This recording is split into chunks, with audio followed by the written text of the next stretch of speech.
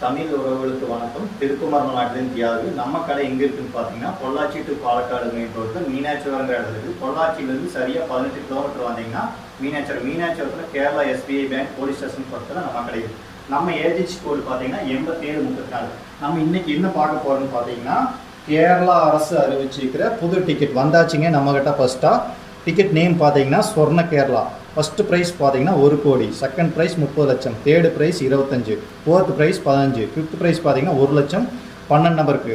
அது போக 5000, 1000, 500, 100, 50 இது போல் பல பரிசு உள்ளது நண்பர்களே. இந்த டிக்கெட் 12 டிக்கெட் அடங்கிய ஒரு செட்டின் விலை பார்த்தீங்கன்னா 600 ரூபா.